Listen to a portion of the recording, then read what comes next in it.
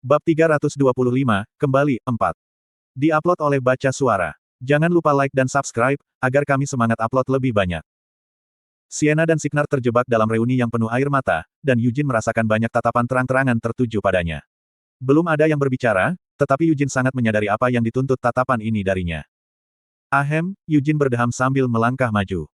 Eugene mengunci mata dengan Gillette sebentar, dan dia mengerti maksud Eugene dan memberi jalan. Bahkan Gillette, yang mempertahankan ekspresi tegas, harus menelan ludah untuk mengantisipasi apa yang akan terungkap. Matanya berbinar. Baiklah, baiklah. Saya tahu apa yang Anda semua harapkan, jadi tolong mundur sedikit. Ini agak besar dan membutuhkan ruang yang cukup, kata Eugene. Begitu cukup ruang dibuat, Eugene membuat perhitungan kasar di kepalanya sebelum terbang ke langit. Kemudian, dia melepas jubahnya dan mengguncangnya dengan ringan ke tanah. Kuong! Mayat besar naga jatuh dari dalam jubah yang berkibar. Orang-orang berteriak ketakutan dan keheranan saat melihat tubuh naga, yang bahkan lebih besar dari Manor. Tunggu, tunggu. Jangan mendekat. Itu mati dan tidak akan tiba-tiba hidup kembali, seperti yang Anda semua tahu. Namun, ini adalah tubuh naga iblis Raizakia, kan? Itu belum sepenuhnya dimurnikan, jadi jika Anda menyentuhnya dengan sembarangan, Anda mungkin terkena penyakit aneh, kata Eugene. Yang dia lakukan hanyalah menyegelnya sehingga tidak akan berbau dari dalam jubah. Karena ukuran Raizakia yang sangat besar, Eugenius tidak dapat melanjutkan pemurnian selama perjalanan pulangnya dari Samar. Seekor naga. Itu naga sungguhan. Klan Leonhard adalah keluarga prajurit paling terkenal di benua itu. Bahkan jika mereka bukan keturunan dari garis keturunan keluarga utama, hampir semua yang tumbuh dengan nama Leonhard menjadi ksatria atau perwira militer.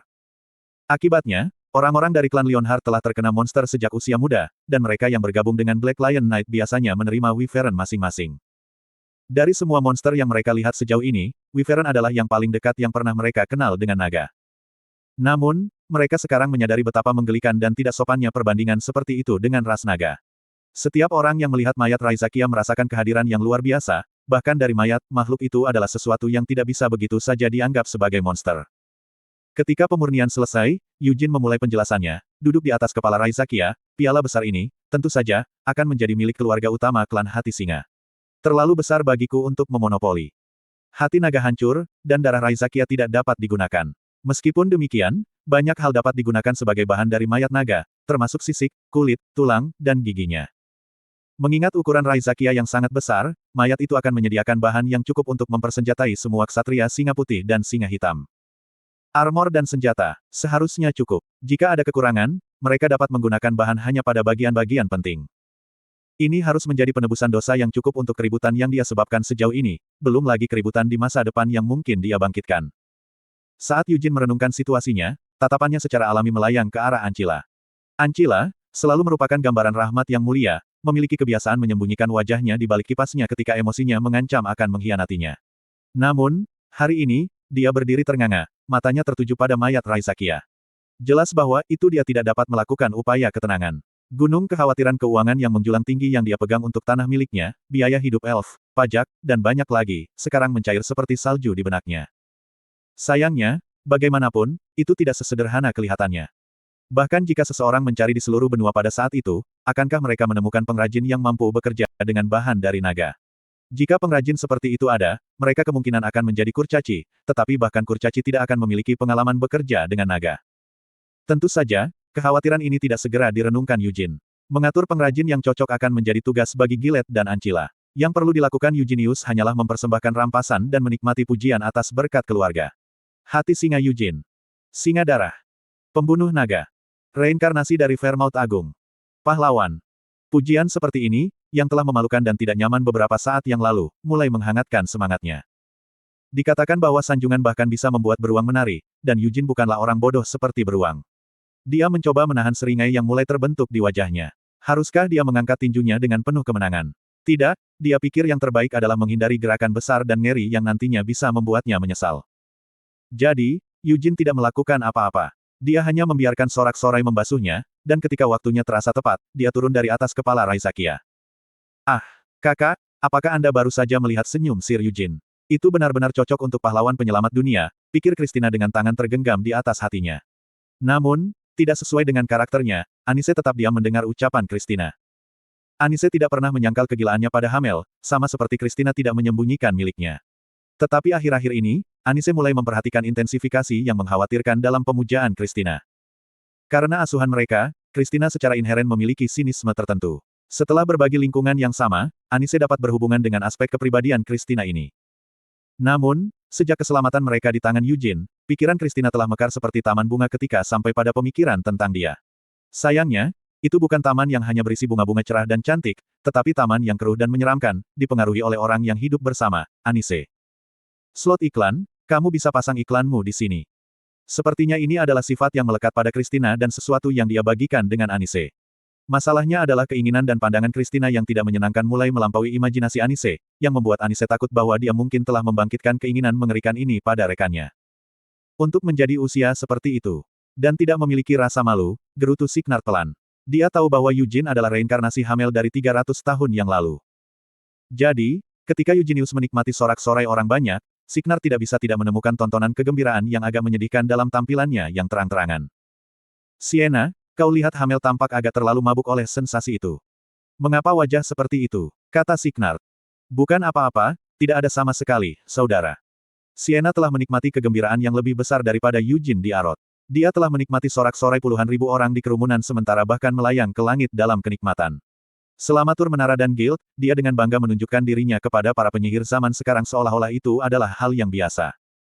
Jadi, ketika dia mendengar kata-kata Signard, mereka menusuk jantungnya. Saya mendengar Anda menderita penyakit iblis, apakah Anda benar-benar sehat?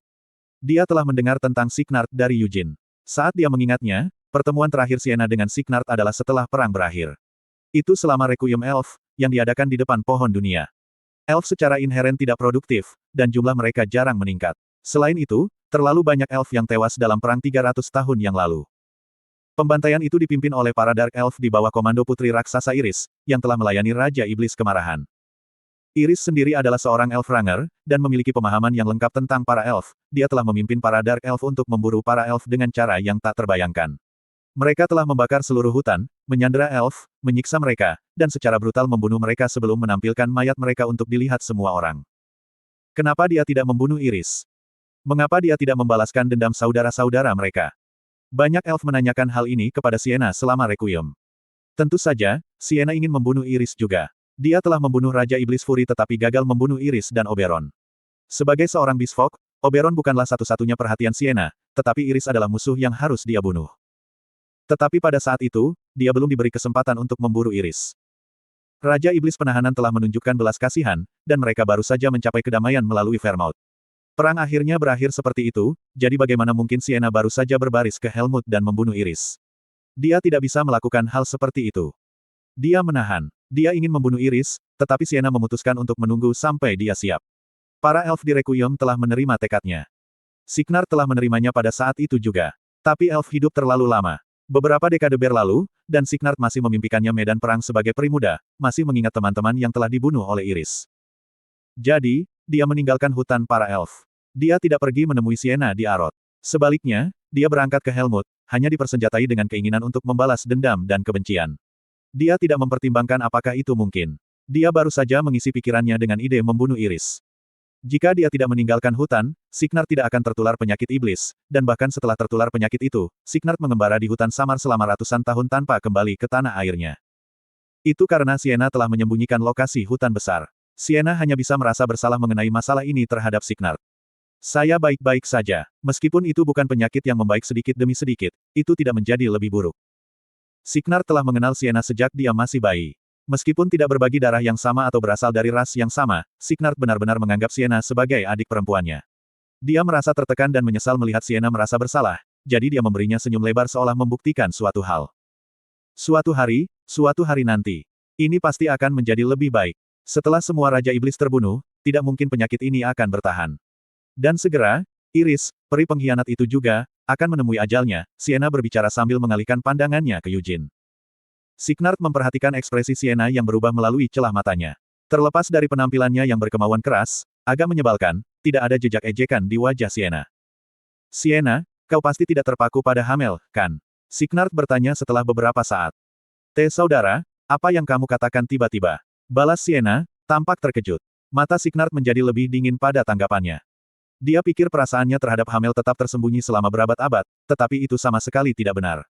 Mungkin itu terjadi bagi mereka yang hanya berbagi interaksi singkat dengannya, Tetapi siapapun yang telah membentuk hubungan substansial dengan Sienna, tidak peduli seberapa bodohnya, akan mengenali perhatiannya yang tersisa untuk Hamel. Meskipun si bodoh Hamel sepertinya tidak sadar. Signar terus memandang Sienna melalui matanya yang menyipit. 300 tahun. Itu adalah usia yang mencengangkan menurut standar manusia, tetapi tidak untuk elf. Dengan demikian, Signar menganggap adik perempuannya masih mekar di masa mudanya. Selain itu, dia melihatnya secantik peri manapun. Apakah itu saja? Sienna disebut-sebut sebagai Sienna bijaksana oleh seluruh dunia. Mungkinkah ada wanita lain dengan kredensial seperti itu? Di sisi lain, bagaimana dengan Hamel? Dia adalah seorang pria yang meninggal 3 abad yang lalu dan dibangkitkan. Signar mengakui bahwa bahkan di kehidupan sebelumnya, Hamel memiliki banyak jasa. Setelah reinkarnasi, pahala itu tampaknya telah berlipat ganda, prestise keluarganya, kemampuannya sendiri, dan bahkan penampilan fisiknya. Tetapi, terlepas dari semua itu, Signar percaya Sienna pantas mendapatkan yang lebih baik. Si bodoh, Hamel, tampaknya telah gagal memperhatikan perasaan Sienna bahkan setelah 300 tahun, yang hanya memperkuat pikiran Signar. Dan dilihat dari tindakannya yang konsisten dan tidak sadar, Sienna juga sepertinya tidak berniat mengakui perasaannya kepada Eugene. Pada saat yang singkat itu, Signar mendapati dirinya tenggelam dalam pemikiran yang mendalam. Secara pribadi, dia pikir lebih baik jika Sienna menemukan orang lain, seseorang yang lebih baik daripada Hamel. Dia tidak memiliki pemikiran seperti itu hanya karena Hamel telah memberinya pukulan keras di masa lalu. Hanya saja Signar tidak ingin menyerahkan saudara perempuannya yang brilian kepada orang bodoh seperti itu.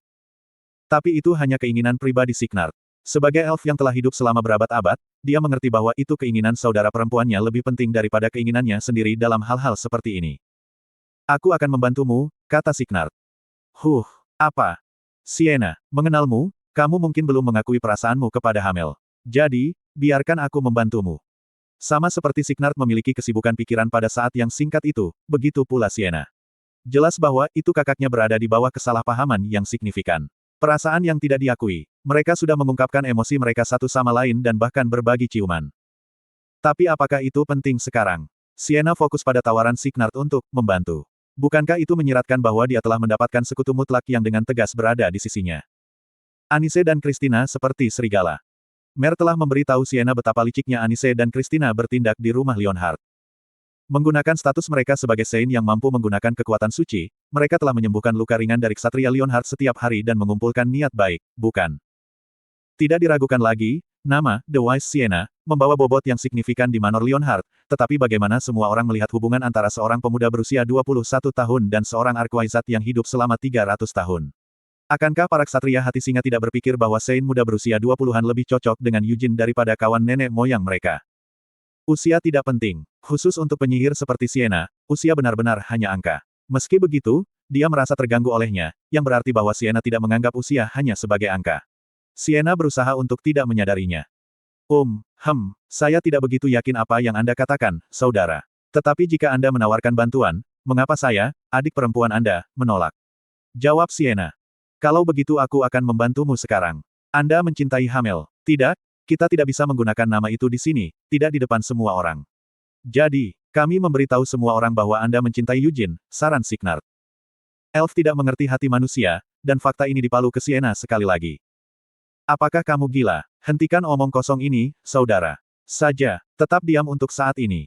Jangan lakukan apa-apa sampai lain kali aku butuh bantuanmu. Sienna dengan cepat menyela Signar, menyebabkan dia menutup mulutnya. Mereka menjejalkan bangkai Raizakia yang sangat besar kembali ke jubah. Setelah itu, Eugene, Christina, dan Sienna memasuki manor di bawah tatapan kagum semua orang. Kenapa wajah panjang? Tanya Eugene. Ada apa dengan wajahku? Jawab Gerhard. Kamu terlihat seperti telah menahan tempat pembuangan sampah selama 3 hari. Begitukah penampilanmu ketika kamu menyapa putramu, yang telah kembali setelah sekian lama? Wajah Gerhard kusut mendengar lelucon Eugene. Sambil melirik putranya, yang menyeringai nakal, dia juga mencuri pandang pada Sienna. Dalam keadaan normal, dia akan menegur putranya karena mengolok-oloknya, tetapi dia tidak bisa melakukannya sekarang. Tidak di hadapan Sienna yang bijaksana. Tuan Gerhard hati singa. Sienna memperhatikan bahwa Gerhard sadar akan dirinya. Dia tersenyum lembut. Dia secara halus menggeser tubuhnya ke samping, menyandarkan bahunya ke arah Eugene, dan bertemu dengan tatapan Gerhard. Penerus yang saya pilih, Eugene Leonhard, dibesarkan dengan luar biasa, suatu prestasi yang sepenuhnya dikaitkan dengan upaya Anda, Sir Gerhard, lanjut Sienna. Tidak sama sekali. Saya tidak melakukan apapun untuk membesarkan putra saya. Apakah Anda tidak percaya pada anak Anda dan mendukung semua kebutuhan dan aspirasinya? Sumur. Iya. Bibir Gerhard melengkung mendengar pujian itu. Faktanya, bahkan menurut penilaiannya sendiri, Gerhard tidak menganggap dia adalah ayah yang buruk. Setelah kematian istrinya, Gerhard menyesuaikan seluruh gaya hidup dan ambisinya agar sesuai dengan putranya yang baru lahir, Eugene. Meskipun sulit dipercaya dia adalah anakku mengingat betapa luar biasanya dia. Dia tidak pernah mengajari Eugene pedang secara pribadi. Tapi, jika Eugene membutuhkan pedang kayu, dia segera menemukannya untuknya. Dia telah melakukan yang terbaik, menemukan Eugene seorang instruktur pedang jika dia memintanya. Sienna tidak bisa menahan senyum dalam hati ketika dia melihat ketegangan perlahan menghilang dari wajah Gerhard. Itu seperti yang diharapkan. Memuji putranya adalah jawaban yang tepat.